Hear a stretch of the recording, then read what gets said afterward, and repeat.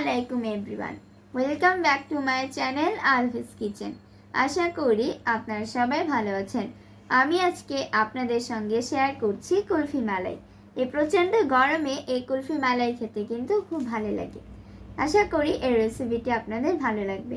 চলুন চলে যাচ্ছি মূল রেসিপি। কুলফি মালাই বানানোর জন্য এখানে চুলায় একটি প্যান বসিয়ে দিয়েছি। দিয়ে দিচ্ছি সামান্য কিছুটা পানিটা দিলাম যাতে দুধটা প্যানের সাথে লেগে না যায়। দিচ্ছি 1 লিটার দুধ। এই দুধটাকে জাল করতে করতে হাফ লিটার করে নেব।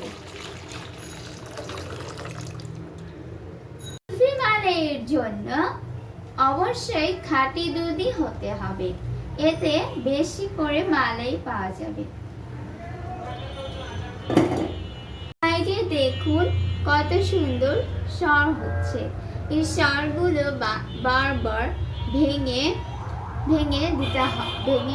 মালাই তৈরি করে নিতে হবে। দুধটা হাফ লিটারেরও কম হয়ে গিয়েছে। এখন এর মধ্যে দিয়ে দিচ্ছি হাফ কাপ চিনি। দুধটা মিষ্টি, কিন্তু তাও আমি হাফ কাপ চিনি দিয়ে দিলাম। চিনিটা আপনাদের পছন্দ মতো বাড়িয়ে কমিয়ে নিতে পারবেন। এটা খাঁটি দুধ, এটা জাল করতে করতে এমনিতেই মিষ্টি হয়ে গিয়েছে। এখন আমি জাস্ট ফ্লেভারের জন্য 1 চিমটে কাস্টার্ড পাউডার দিয়ে দিচ্ছি। আপনারা কাস্টার্ড পাউডারের পরিবর্তে এখানে এলাচের গুঁড়ো দিতে পারেন। কুলফি বানানোর জন্য এই দুধটা এখন রেডি হয়ে গিয়েছে। এখন এটাকে ঠান্ডা করে নিব।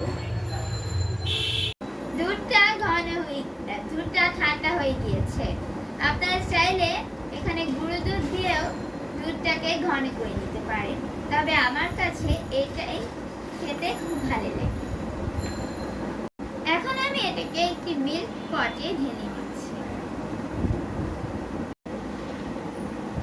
এখানে আমি একটি আইসক্রিমের মোল্ড নিয়ে নিয়েছি।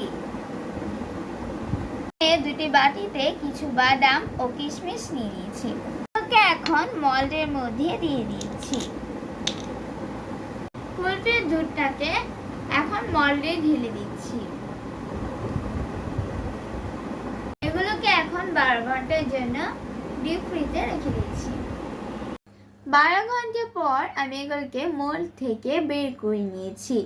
দেখতেই পাচ্ছেন মাশাআল্লাহ কত সুন্দর হয়েছে।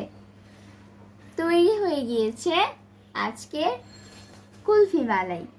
আশা করি এই কুলফি মালাইয়ের রেসিপিটি আপনাদের ভালো লেগেছে। যাদের ভালো লেগেছে তারা অবশ্যই লাইক, কমেন্টস ও শেয়ার করতে ভুলবেন না।